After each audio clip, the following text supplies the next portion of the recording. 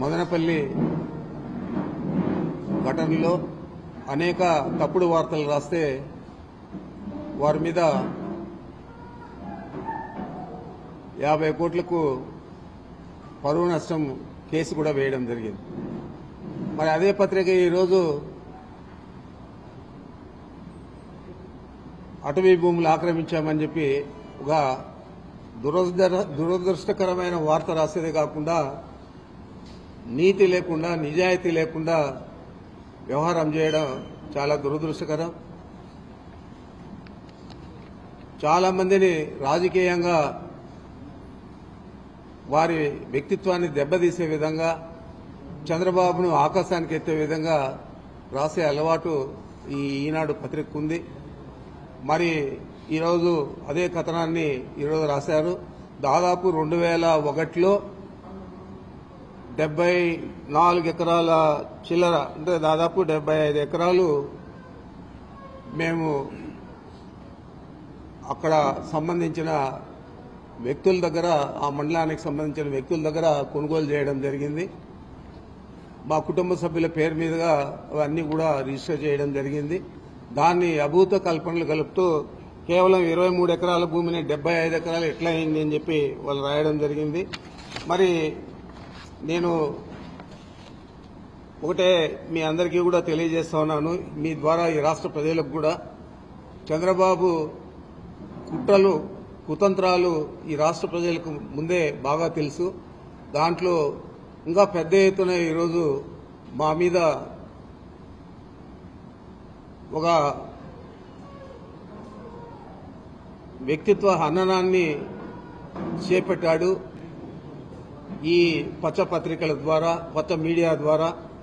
మరి ఇది ఏదైతే ఈ ల్యాండ్ ఉందో ఇది 19/11/1981లో డైరెక్టర్ ఆఫ్ సెటిల్మెంట్స్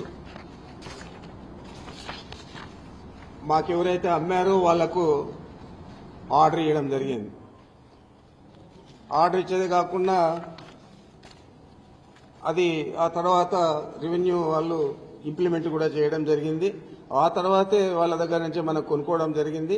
ఆ రోజు ఆర్డర్ సెటిల్మెంట్ డైరెక్ట్ ఇచ్చిన అసదుద్దీన్ అహ్మద్ అని చెప్పి ఐఏఎస్ ఆఫీసర్ ఇవ్వడం జరిగింది. ఈ కాపీ మీ అందరికీ కూడా చూపిస్తా ఉన్నాను. అవసరమైతే మీ అందరికీ కూడా జిరాక్సులు తీసి కాపీలు కూడా ఇవ్వడం జరుగుతుంది. అదేవిధంగా అక్కడేదో అధునాతన గెస్ట్ హౌస్ కట్టినామంటారు. 2001లో కొన్నప్పుడే అక్కడ రాత్రుల్లో బస చేయాలంటే పని చేసే వాళ్ళందరికీ కూడా ఒక సెక్యూర్డ్ ప్లేస్ ఉండాలని చెప్పి ఆ రోజే మేము అక్కడ కట్టడం జరిగింది. ఆ తర్వాత అప్పుడే మామిడి చెట్లు పెట్టడం జరిగింది. దాదాపు 24-25 సంవత్సరాలు అయితే ఈరోజు మళ్ళా అది అటవీ భూమి అన్యాక్రాంతం అయిపోయిందని చెప్పి మాట్లాడడం జరుగుతోంది. మీకు ఒకటే నేను తెలియజేస్తా ఉన్నాను, కిరణ్ కుమార్ రెడ్డి ముఖ్యమంత్రిగా ఉన్నప్పుడు వెంకటరమణారెడ్డి అని చెప్పి ఏదైతే ఒక తెలుగుదేశం పార్టీ నాయకుడు ఉన్నాడో అతను ఆ రోజు ముఖ్యమంత్రికి కంప్లైంట్ ఇస్తే కిరణ్ కుమార్ రెడ్డి దాని మీద సర్వే చేయించి అదంతా కూడా రెవెన్యూ వాళ్ళు, ఫారెస్ట్ వాళ్ళు జాయింట్ సర్వే చేసి ఇది ప్రైవేట్ ల్యాండ్, ఇది ఫారెస్ట్ డిపార్ట్మెంట్కి సంబంధం లేదని కూడా తేల్చడం జరిగింది. అదే మళ్ళా 2014లో అదే వెంకటరమణారెడ్డి మళ్ళా చంద్రబాబుకు పిటిషన్ ఇస్తే ఆ పిటిషన్ ద్వారా మళ్ళా ఎంక్వైరీ చేయించి మళ్ళా అదే తేల్చడం జరిగింది.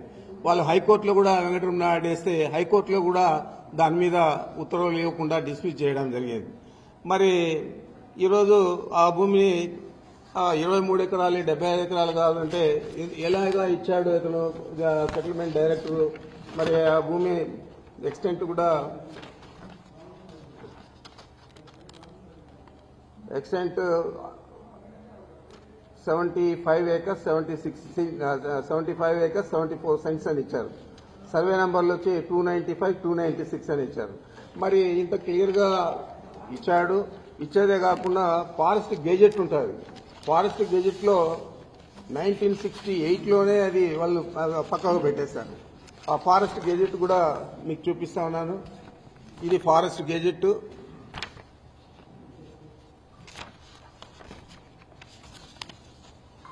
ఈ ఫారెస్ట్ గెజిట్ లో కూడా 75 acres 74 cents ఆర్ 76 cents అని చెప్పి ఇచ్చారు. రైట్ ఆఫ్ వే కూడా 30 అడుగులు దారి కూడా దీనికి ఇవ్వడం జరిగింది. ఇదే దారి. ఇది గెజెట్ ఎవరికైనా కానీ పబ్లిక్ డొమైన్ లో అవైలబిలిటీ ఉంటుంది, చూసుకోవచ్చు. అదేవిధంగా ఈ రోడ్డు వేసేదానికి అంతకుముందు అయితే కార్ట్ ట్రాక్ కూడా అది మనం పక్కా రోడ్డు వేసేదానికి కూడా మేము అప్లికేషన్ పెడితే అక్కడ ఉన్న బిల్డింగ్స్ కు వీటికన్నిటికీ కలిపి అక్కడ ఉన్న రైతులకంతా కూడా అవసరం అని చెప్పి ఆ రోజు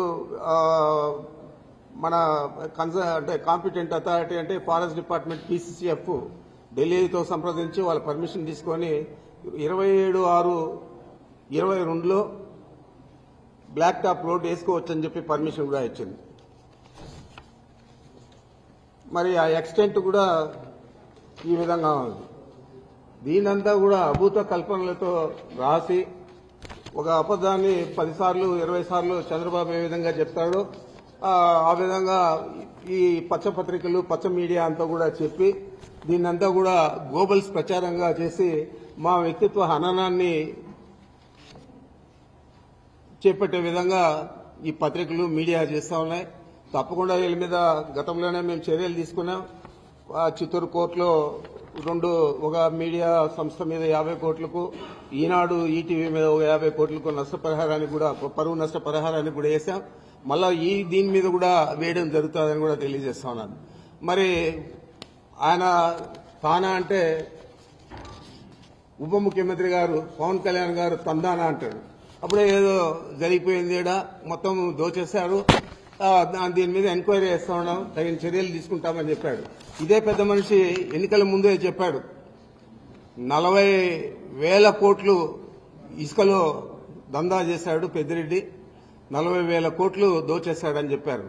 మరి ₹1 తినింటే ₹1 దోచేస్తుంటే ఎందుకు గానీ యాక్షన్ తీసుకోలేదని అడుగుతా ఉన్నాను. ఏ విధమైన యాక్షన్ తీసుకోకుండా మా ఫైల్స్ చూస్తే తెలుస్తారు మీకు ఏం రాశాను నేను అని చెప్పి. మరి ఆ విధంగా రాసినాను కాబట్టి ఈరోజు నన్ను ఏది ఎదిరించలేకుండా దాని గురించి మాట్లాడడం లేదు.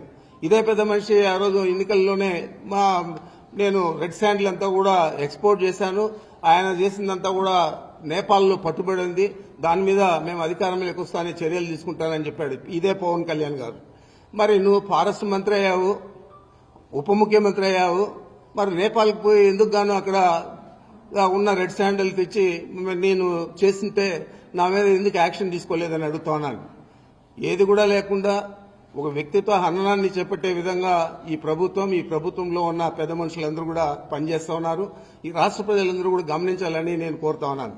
మీ అందరికీ తెలుసు మదనపల్లిలో ఏదో జరిగిపోయిందని చెప్పి చంద్రబాబు ఆ రోజు ఆయనకంతా కూడా డైవర్షన్ పాలిటిక్స్, చిన్నది వాళ్ళకు వ్యతిరేకంగా వస్తే మమ్మల్ని అందరినీ ఇంకా వ్యతిరేకంగా చూపించే పరిస్థితి. ఆ విధంగా ఆ రోజు ఒక డీజీపీ గారిని, CCLA కమిషనర్ను, మా CIDకి సంబంధించిన అడిషనల్ డీజీపీని ముగ్గురిని కూడా ఆయన హెలికాప్టర్ ఇచ్చి మదనపల్లిలో ప్రపంచమంతా పడిపోయిందని చెప్పి అక్కడికి పంపించి మొత్తం కూడా చేశారు. మరి ఈరోజు 9 నెలలు అవుతా ఉంది. మేమేదన్నా తప్పు చేస్తుంటే ఎందుకు కానీ మీరు యాక్షన్ తీసుకోలేదని అడుగుతా ఉన్నాను. ఏది కూడా లేకుండా ఏదో ఒక రకంగా రాష్ట్ర ప్రజలందరికీ కూడా మేము దొంగలు, వైఎస్ఆర్ కాంగ్రెస్ పార్టీ అన్యాయాలు చేసింది గత 5 సంవత్సరాల్లో, మేము ఇప్పుడు వచ్చి ఈ రాష్ట్ర ప్రజలను ఉద్ధరిస్తాము అని చెప్పే పరిస్థితి చంద్రబాబు నాయుడు చేపట్టాడు. నేను ఒకటే అడుగుతా ఉన్నాను, అయ్యా నువ్వు అన్ని హామీలు ఇచ్చావు, అబద్దం మీద అబద్దం చెప్పావు, అబద్దం చెప్పకుండా చెప్పావు, మరి ఇన్ని సూపర్ 6 అన్నావు, సూపర్ 7 అన్నావు, మరి నిన్నటి పరిస్థితి ఏంది అని అడుగుతా ఉన్నాను.